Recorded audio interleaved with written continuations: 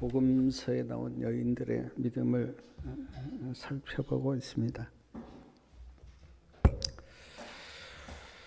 오늘 이 시간에는 예수님의 어머니 마리아에 대해서 생각해 보겠습니다.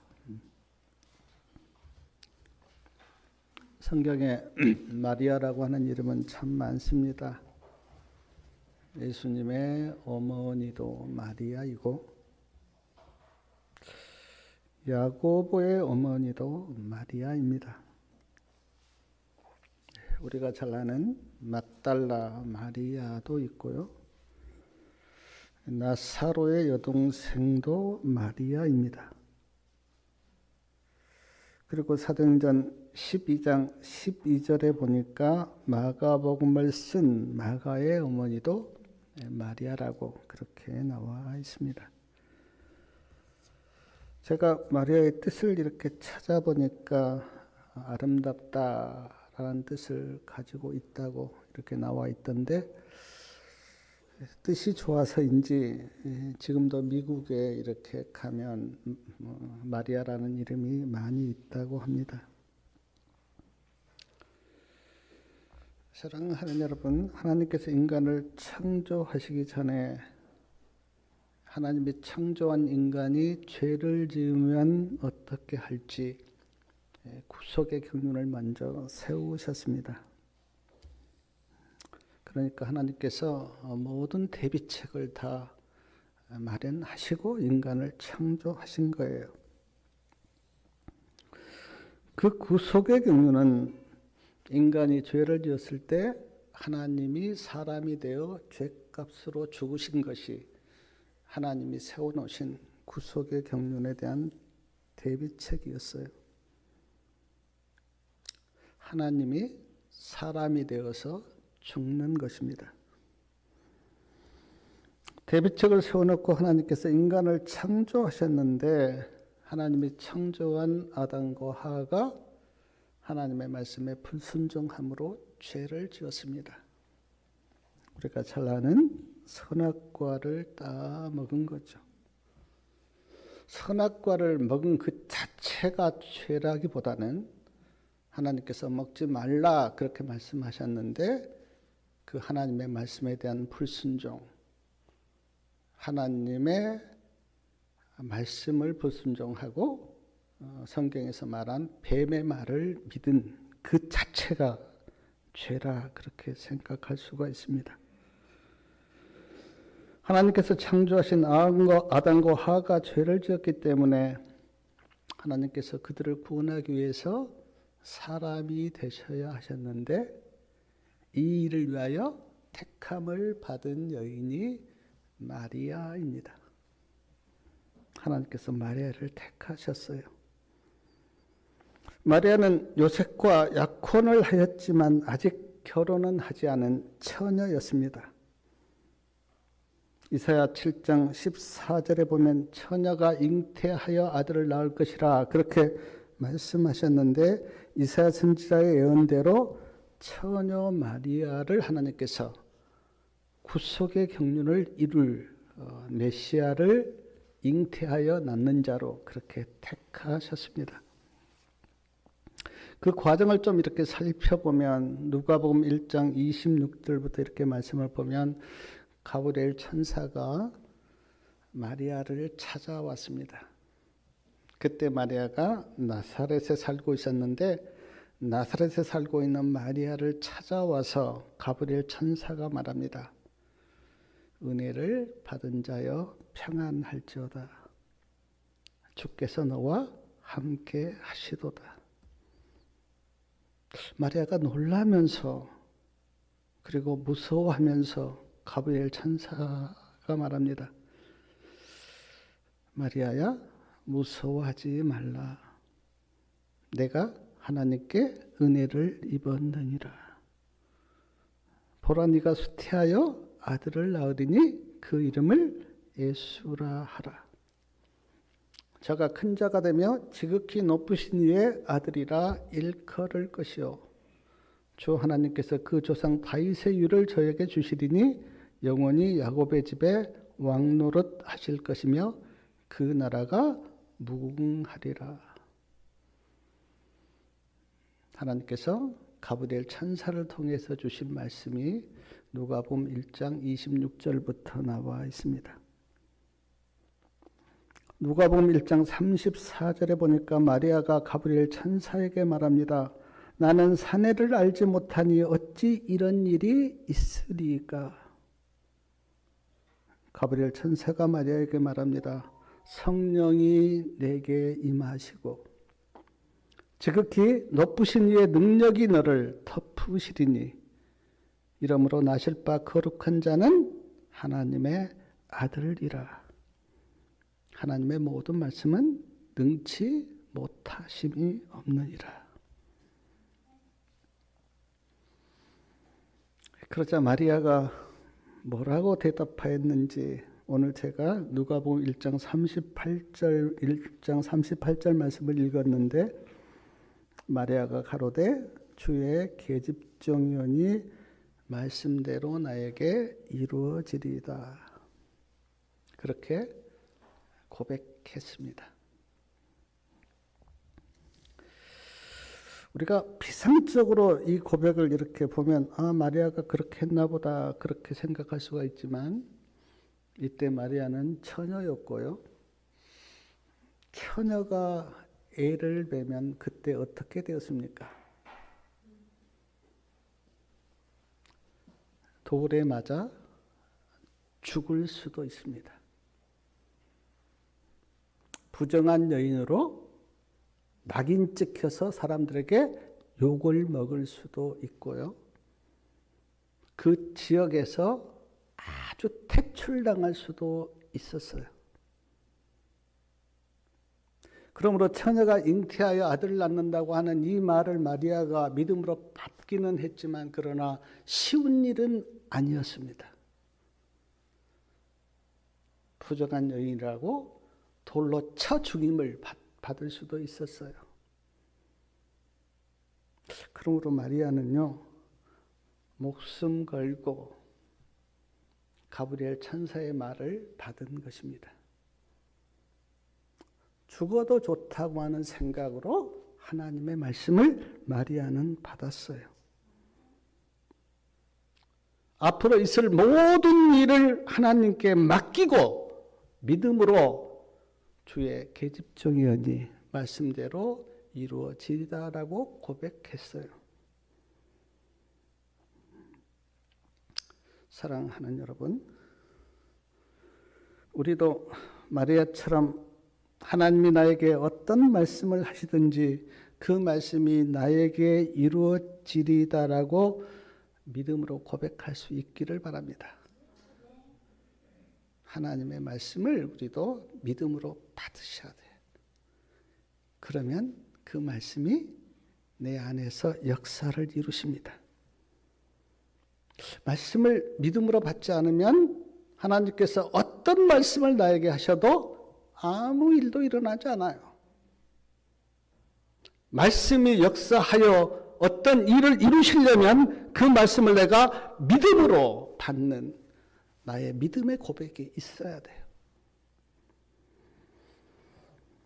마리아는 믿음으로 말씀을 받았지만 문제는 마리아와 약혼한 요셉인데 요셉이 알았어요. 마리아가 잉태했다고 하는 것을 알았어요. 이제 배가 불러오지 않아요. 알았어요. 그래서 마태복음 1장 19절에 보니까 조용히 약혼을 파혼하려고 그렇게 생각을 했습니다. 요셉이. 마리아가 참 순결하고 좋은 여자라고 생각했는데 아니구나. 잉태를 한 것 보니까 마리아가 부정한 여자구나라고 생각하고 약혼을 파혼하려고 그렇게 마음을 먹고 있었어요. 근데 가브리엘 천사가 꿈에 요셉에게 나타나서 말씀합니다. 마리아가 잉태한 것은 성령으로 잉태된 것이다. 마리아 데려오기를 두려워하지 말라. 마리아가 아들을 낳으리니 이름을 예수라 하라. 이는 그가 자기 백성을 저희 죄에서 구원할 자이심이라. 이 가브리엘 천사의 말을 요셉도 믿음으로 받았습니다. 그리고 마리아와 파혼하지 않았습니다.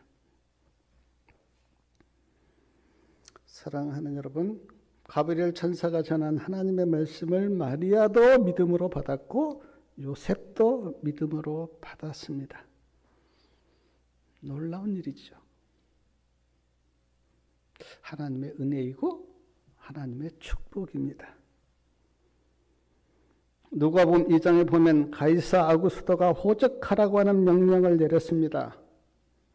다윗의 후손이었던 요셉과 마리아가 호적하려고 다윗의 고향인 베들레헴으로 갔습니다. 우연입니까? 우연이 아니라 하나님의 모든 계획 안에 있었던 거죠. 그리고 이때 마리아가 아주 배가 불러서 먼 거리를 이렇게 베들레헴까지 갔는데 이때 베들레헴에서 예수님이 태어나십니다. 미가 선지자가 약 700년 전에 구주가 어디에서 태어난다고 예언하셨습니까? 베들레헴에서요. 베들레헴에서 메시아가 태어날 것을 미가 선지자가 예언했는데 미가 선지자 예언대로 예수님이 베들레헴에서 태어나셨어요. 저는 연구를 해보지 않았지만 어떤 분들이 구약의 선지자들이 예언한 말씀이 예수님께 어떻게 이루어졌는지 다 조사해봤습니다. 수십 가지를 어디에서 태어나고 처녀에게서 태어나고 어떻게 예수님의 생애를 사시고 어떻게 죽으시고 그런 걸 다 연구를 했는데 정확하게 다 예수님에게서 이루어진 거예요. 그래서 우리는 그 예수님이 하나님이 보내실 구주라고 하는 것을 우리가 성경 말씀을 통해서 확증할 수가 있습니다. 우리는 예수님을 보지 못했어요.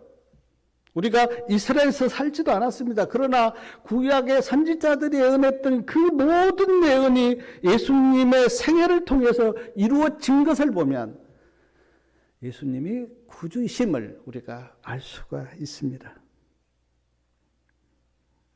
사랑하는 여러분, 하나님께서 마리아라고 하는 시골 처녀를 택해서 예수님이 이 땅에 태어나시도록 그렇게 역사하시고 도우셨어요. 왜냐하면 우리가 죄를 지었기 때문에 우리를 구원하기 위하여 하나님이 신 그분이 인간의 몸을 통해서 인간으로 오신 구속의 경륜. 근데 누구를 통해서 그 일을 이루셨냐면 마리아를 통해서. 그래서 마리아가 예수님의 어머니가 되신 거죠. 물론 어떤 남자를 통해서 잉태된 건 아닙니다. 성령으로 잉태되었어요. 그러나 예수님이 마리아의 몸을 통해서 이 땅에 오신 것은 분명합니다. 그래서 우리가 마리아 마리아 그렇게 부르는데 그렇다고 천주교처럼 마리아 동상을 세워놓고 마리아에게 절을 하고 경배를 하고 마리아를 어떤 신격화해서 그렇게 섬기는 것은 옳지 않습니다. 마리아는 우리와 똑같은 평범한 여인이었어요. 단지 마리아의 몸을 통해서 예수님이 오도록 하나님께서 마리아를 택한 것뿐입니다. 그 이상도 그 이하도 아니에요. 제가 나중에 다시 말씀을 드리겠지만 마리아의 생애를 우리가 보면 우리와 똑같은 생애였어요. 또한 우리 요한복음 2장에 가보면 갈릴리 가나에서 혼인잔치가 있었습니다. 그 혼인집이 예수님의 친척집이었다 그렇게 증언에 나와 있는데 예수님의 친척집이었기 때문에 예수님 어머니도 그 혼인잔치에 참석하였습니다. 이스라엘 혼인잔치는 오늘 우리와 좀 다릅니다. 우리는 뭐 지금은 예식장 가서 1시간이면 예식이 끝나버리는데, 그러나 이스라엘 혼인잔치는 며칠 동안 계속돼요. 일주일 동안 그렇게 계속됩니다. 근데 아마 예상을 하지 못했던 손님들이 많이 왔는지 도중에 포도주가 떨어져 간 것입니다. 예수님 어머니 마리아가 그것을 알고 예수님께 와서 말씀을 했어요. 포도주가 떨어져 갑니다. 포도주가 없습니다. 그때 예수님께서 내 때가 아직 이르지 아니하였다 그렇게 말씀하셨는데, 내 때가 아직 이르지 아니했다고 하는 그 말씀의 의미는 포도주가 아직 완전히 떨어지지 않았기 때문에 예수님께서 일할 수가 없다고 하는 의미이기도 하고요.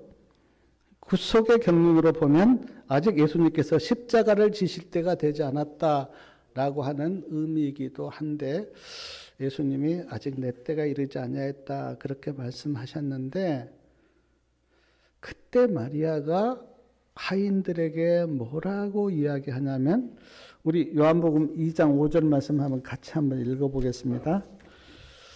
요한복음 2장 5절 말씀 우리 같이 한번 읽어보겠습니다. 마리아가 이렇게 이야기합니다. 요한복음 2장 5절 말씀요. 그 어머니가 하인들에게 이르되 너희에게 무슨 말씀을 하시든지 그대로 하라 하니라. 예수님 어머니 마리아가 하인들에게 말합니다. 예수님이 너희에게 무슨 말씀을 하시든지 그대로 하라. 그리고 조금 후에 포도주가 떨어졌습니다. 근데 예수님께서 하인들에게 뭐라고 말씀하시는가?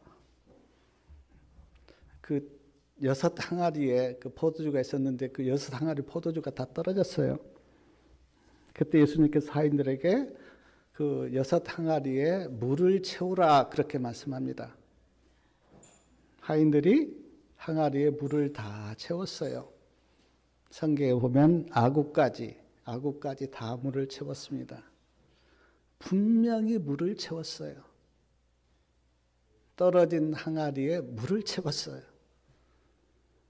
근데 예수님께서 떠다 주라, 떠다 손님들에게 주라 그렇게 말씀을 하셨고, 하인들이 항아리에 있는 조금 전에 부었던 그걸 떠다가 주는데 아주 맛 좋은 포도주로 변한 거예요. 손님들이 그 신랑에게 이렇게 말합니다. 사람들은 처음에 아주 맛 좋은 포도주를 내다가 다음에 좀 안 좋은 포도주를 내는데 그대는 지금까지 맛 좋은 포도들을 남겨두었다 그렇게 말합니다. 여기서 우리가 그 예수님 어머니 마리아가 예수님이 아직 누구신지 정확히 알지 못하고 있는 이 시점에 예수님이 너에게 무슨 말씀을 하시든지 그대로 하라고 하는 마리아의 말의 의미가 무엇일까 참 많이 생각을 해보게 돼요. 제가 이렇게 성경을 연구해 보니까 예수님 어머니 마리아는 예수님에 대해서 이제 많은 생각을 하셨던 것 같아요. 그러니까 분명히 성령으로 잉태한 건 맞고, 어린아이로 태어나서 뭐 젖도 주고 밥도 주고 그렇게 키웠는데 이분이 과연 하나님이 보내신 하나님의 아들인가에 대해서 생각이 좀 복잡했던 것 같아요. 근데 지금 이때는 하인들에게 말하기를 예수님이 너에게 무슨 말씀을 하시든지 그대로 하라 그렇게 마리아가 지금 하인들에게 말합니다.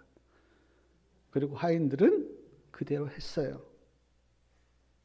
근데 물이 포도주로 변하는 놀라운 기적이 일어난 거죠.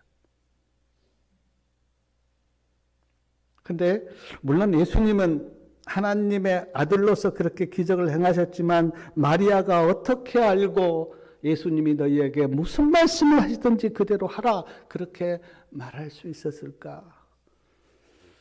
그게 놀랍습니다. 또 하나 제가 성경에서 볼 수 있는 그 마리아의 모습이 마태복음 12장 46절부터 50절에 보면 예수님은 지금 이제 공생애를 나가셨어요. 집에 안 계신 거죠? 3년 반 동안 공생애를 이렇게 나가셨는데 예수님 어머니 마리아하고 그러니까 예수님 형제들이 예수님을 찾아옵니다. 왜 찾아왔을까? 성경에는 분명한 이유가 나와 있지 않는데 시대소망 325페이지에 보니까 보고 싶어서 찾아온 게 아니었어요. 예수님이 하시는 일을 돕기 위해서 오신 것도 아닙니다. 뭐하러 왔는가? 예수님에게 좀 제사장들의 말이나 랍비들의 말이나 종교 지도자들의 말을 들으라고 설득하러 왔어요. 예수님께요. 예수님이 공생애에 지금 들어가서 복음 사업을 하고 있는데 예수님 어머니 마리아와 형제들이 찾아와서 지금 예수님 종교 지도자라고 좀 싸우지 말고 랍비나 대제사장의 말을 좀 들으라고 설득하려고 찾아온 거예요. 예수님이 무리들에게 지금 가르치고 있습니다. 근데 이제 사람들이 예수님께 와서 이렇게 소식을 전해요. 저기 지금 밖에 예수님 어머니 마리아도 오셨고 형제들도 와 있습니다. 그렇게 소식을 전해요. 그 소식을 듣고 예수님께서 뭐라고 말씀하셨는가 하면 누가 내 모친이고 내 형제들이냐 그렇게 물으세요. 그리고 예수님께서 대답하시기를 하늘에 계신 내 아버지의 뜻대로 하는 자가 내 형제요 자매요 모친이라. 누가복음 8장 21절에는 하나님의 말씀을 듣고 행하는 자가 내 형제요 내 모친이라. 사랑하는 여러분, 육적인 형제는 부모로부터 태어나면 다 형제가 됩니다. 부모의 피를 나눠 가지면 다 형제예요. 저도 형제들이 참 많습니다. 형제들 참 좋죠. 저도 이렇게 누님들, 형님들 그렇게 해서 많은데 그러나 영적인 형제는 다릅니다.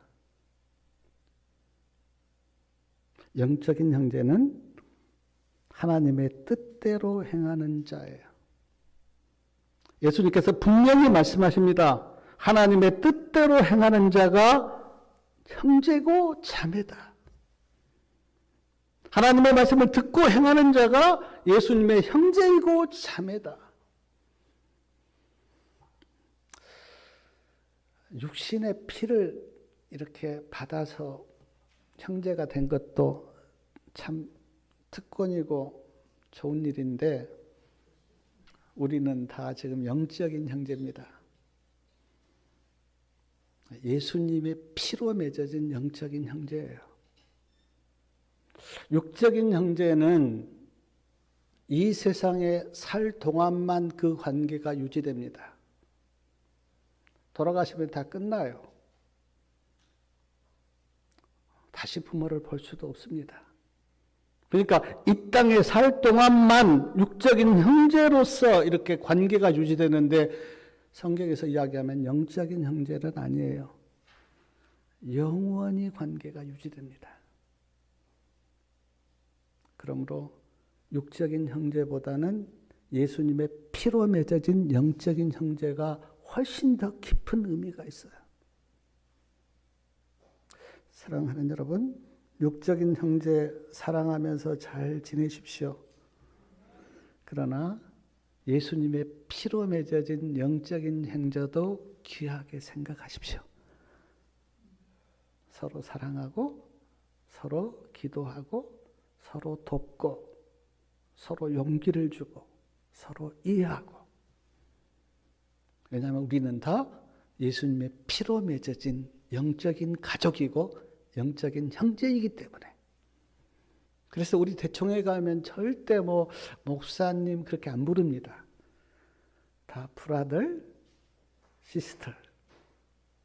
아무리 대총회장님에게도 목사님이라고 안 불러요. 물론 공적인 자리에서 그렇게 호칭을 할 수가 있지만 개인적으로 만났을 때는 다 브라들, 시스터.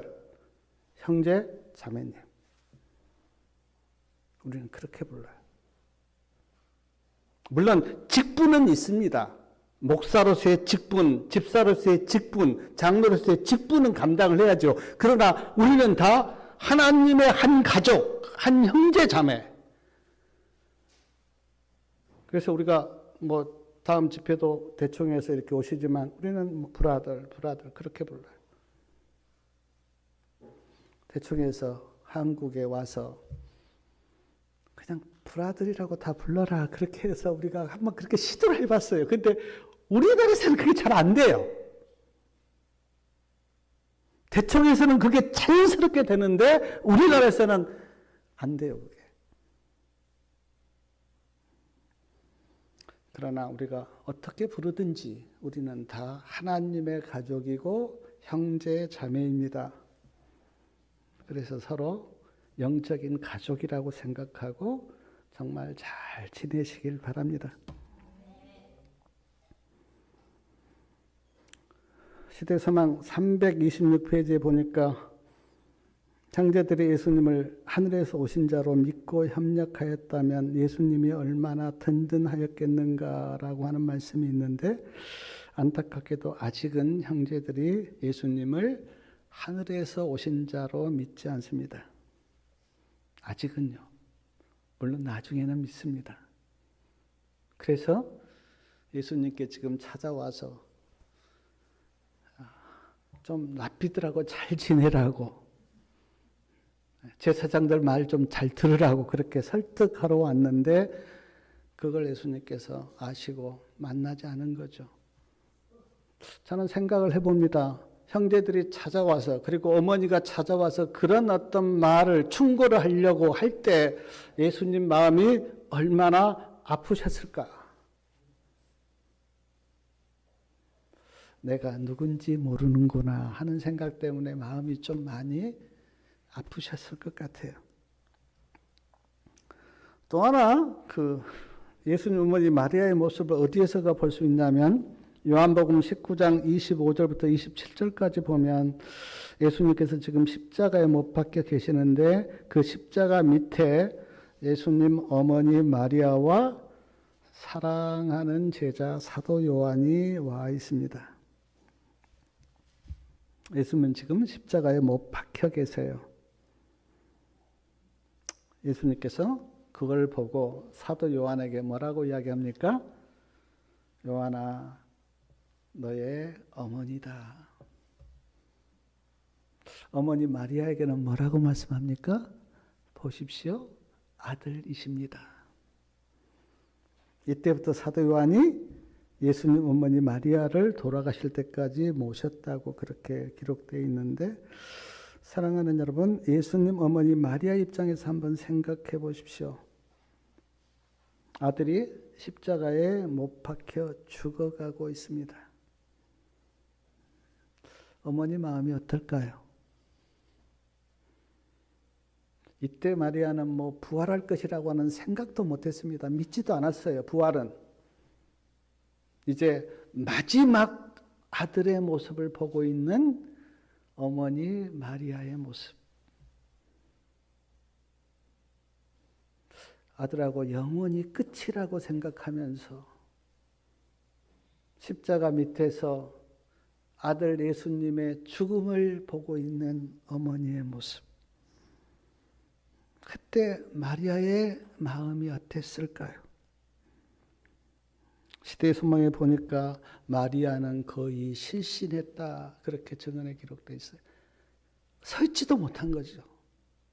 그 모습이 너무 가슴 아프고 힘들어서 실신 상태였다. 그렇게 증언에 기록되어 있어요.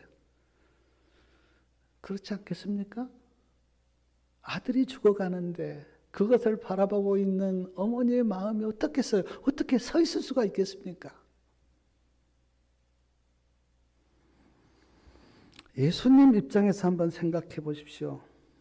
두 손이 못 박혀 있습니다. 그리고 두 발이 대못에 박혀 있어요. 십자가의 고통이 얼마나 큰지 우리는 잘 모릅니다. 경험을 해보지 않아서. 그러나 인간을 가장 잔인하게 죽이는 방법이 십자가라고 하는데, 그러나 예수님은 십자가 위에서 누구를 기억합니까? 어머니 마리아를 기억합니다.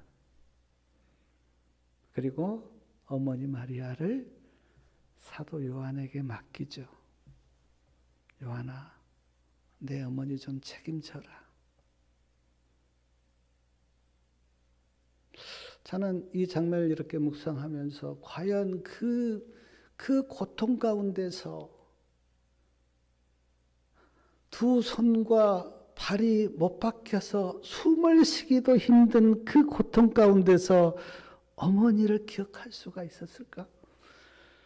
저 같으면 못할 것 같아요. 근데 예수님은 그때 어머니를 기억합니다. 사랑하는 여러분, 우리가 믿는 예수님이 이런 분이세요. 제가 옛날 신앙을 할 때 예수를 믿으면 불효자식 된다고 그렇게 어른들에게 들은 말이 있어요. 부모도 모르고 가정도 모르고 예수 믿으면 그런다고. 예수님은 그런 분 아니에요. 끝까지 자기 어머니를 책임지고 가신 분이 예수님이세요. 만약 누가 예수를 믿으면서 가정을 소홀히 하고 부모를 소홀히 한다면 그 사람은 예수를 잘못 믿고 있는 거예요. 예수님은 그런 분 아니에요.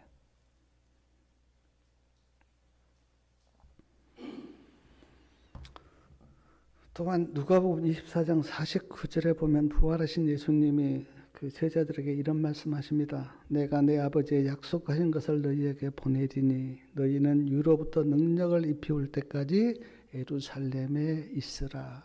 그렇게 말씀하셨어요. 예루살렘 떠나지 말고 위로부터 능력을 입혀올 때까지 예루살렘에 있으라. 사도행전 1장 4절과 5절에도 예루살렘을 떠나지 말고 내게 들은 바 아버지의 약속하신 것을 기다리라. 요한은 물로 침례를 베풀었으나 너희는 몇 날이 못되어 성령으로 침례를 받으리라. 예수님의 부탁이었어요. 그래서 우리가 알다시피 120명이 예루살렘을 떠나지 않고 마가의 다락방에 모여서 기도합니다.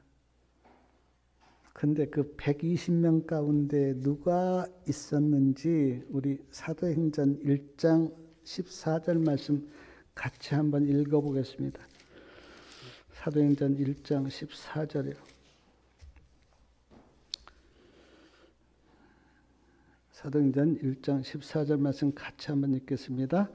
여자들과 예수의 모친 마리아와 예수의 아우들로 더불어 마음을 같이하여 전혀 기도에 힘쓰니라. 여기 보니까 예수의 모친 마리아, 예수의 아우들.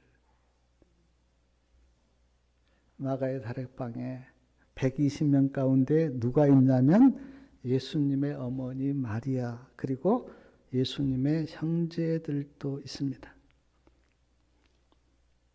조금 전에 제가 말씀을 드렸어요. 예수님 십자가에 죽으시고 부활하실 때까지는 형제들이, 그리고 예수님 어머니 마리아도 예수님을 믿지 않았습니다. 근데 예수님이 부활하셔서 40일 동안 이 땅에 계셨어요. 성경에 40일 동안에 예수님이 형제들을 만나고 어머니를 만났다고 하는 기록은 없습니다. 그러나 분명히 지금 예수님이 부활하신 후에 어머니 마리아의 마음도 바뀌었고 형제들의 마음도 바뀌었어요. 전에는 예수님을 안 믿었는데 예수님이 부활하신 후에는 지금 믿고 마가의 다락방에 지금 다 같이 모여 있어요. 달라진 거죠. 전에는 예수님을 하나님의 아들로 구주로 믿지 않았는데 예수님이 부활하셔서 저는 믿어요. 저는 분명히 부활하신 다음에 만났을 거다. 성경에는 기록되어 있지 않아요. 그래서 지금 어머니도 형제들도 예수님을 구주로 믿고 마가의 다락방에 모여 있어요.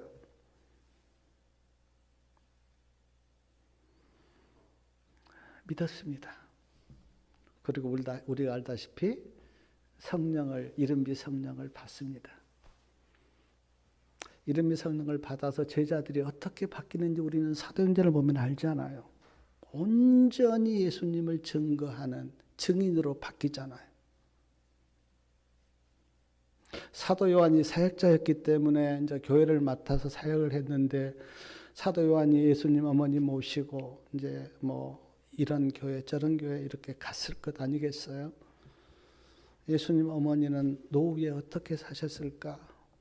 제가 이렇게 생각해 보면 사도 요한이 사역자였기 때문에 교회 섬기면서 교인들 돌보고 교인들 위해서 기도하고 그렇게 노년을 사시다가 가셨을 거예요.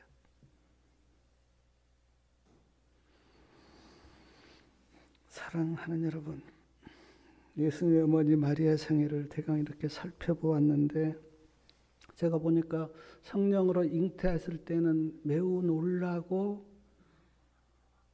겁도 먹었어요. 무서워했어요. 그러니까 가브리엘 천사가 마리아야 무서워하지 말라 그렇게 말했잖아요.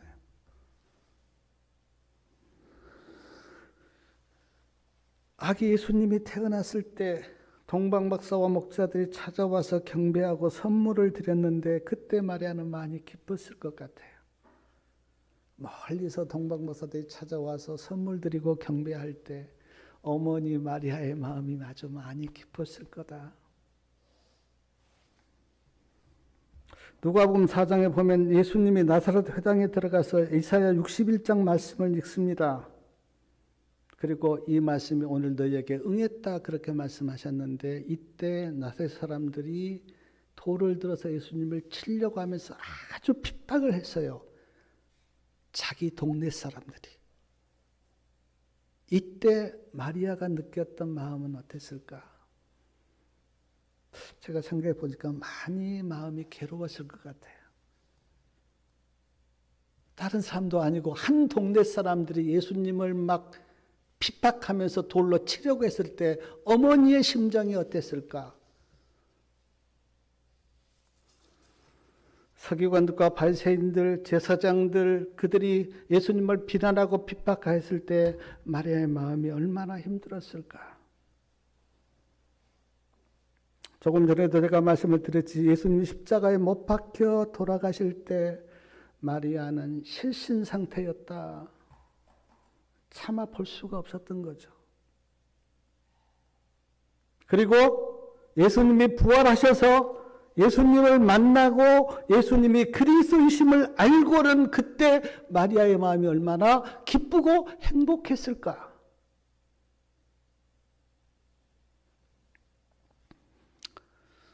어떤 때는 놀라기도 했고요. 어떤 때는 기뻐도 했고 어떤 때는 괴롭기도 했고 어떤 때는 힘들기도 했고 어떤 때는 마음이 무너져 실신하기도 했고 어떤 때는 행복하기도 했습니다. 우리가 인생을 살면서 희로애락을 다 겪는데 마리아도 똑같이 우리처럼 희로애락을 겪었어요. 기쁨도 있었고 슬픔도 있었고 괴롭기도 하고 행복하기도 했어요. 우리와 똑같이. 예수님이 마리아의 몸을 통해서 왔다고 하는 그 한 가지를 제외하고는 우리와 다를 바가 없어요. 그래서 저는 마리아를 이렇게 묵상하면서 많은 생각을 하고 연민의 정도 느끼고 예수님을 잉태해서 예수님을 낳은 것은 놀라운 축복이었지만 그러나 기쁨만 있었는가? 아닙니다. 예수님 때문에 괴로움도 많이 겪었어요. 슬픔도 맛보고요. 제가 그걸 이렇게 묵상하면서 하나님의 도구로 쓰임받아서 믿음의 길을 간다고 하는 그 길은 기쁨만 있는 것은 아니구나. 고난도 있고 어려움도 있구나 하는 생각이 들었습니다. 하나님의 종으로 택함받아 믿음의 길을 갔던 제자들을 성경에서 한번 보십시오. 예수님의 제자가 된다고 하는 것은 예수님의 고난 가운데 들어가는 의미일 수도 있고, 그러나 그 고난 가운데서도 하나님이 주신 위로와 또 기쁨도 있고요. 십자가의 길을 간다고 하는 것은 여러 가지가 포함되어 있는 것 같아요. 제가 예수님을 믿고 지금까지 살아온 길도 마찬가지입니다. 희로애락이 다 있어요. 그리고 그 희로애락 가운데 우리는 더 깊은 하나님의 은혜를 맛보고 또 하나님의 축복도 맛보고, 우리가 만약에 고난이 없고 매일 좋은 길만 간다면 예수님을 이해하지 못할 것 같아요. 희로애락 가운데서 주님의 고난과 주님의 아픔과 주님의 마음을 이해할 수가 있다는 생각이 듭니다. 다시 말씀을 드리지만 마리아는 복받은 여자이고 그 침례 요한의 어머니가 너는 뭐 태중에 복이 있다 막 그런 축복을 했는데, 마리아는 축복받은 여인이에요. 그러나 우리가 경배하거나 섬길 대상은 결코 아닙니다. 그냥 우리와 똑같은 사람이에요. 우리가 오직 경배하고 섬길 분은 예수님 한 분밖에 없습니다. 마리아 좀 많이 기억해 보시고, 제가 몇 가지 말씀을 드렸잖아요. 예수님을 잉태해서 낳은 여인, 갈릴리 가나의 혼인잔치집에 가서 예수님이 어떤 말을 하든지 다 시키는 대로 하라고 하인들에게 말했던 예수님의 어머니 마리아. 그러나 형제들을 데리고 가서 예수님께 랍비들의 말을 좀 듣고 랍비들하고 좀 좋게 잘 지내라고 설득하려고 찾아갔던 마리아. 십자가 밑에서는 실신했던 마리아. 그러나 마가의 다락방에 모여서 예수님을 하나님의 아들로 구주로 믿고 기뻐했던 마리아. 이 마리아를 이렇게 많이 묵상하면서 우리 성도님들의 믿음이 강건해지기를 바라고, 하나님의 은혜와 축복이 함께하기를 바라면서 말씀을 마치겠습니다.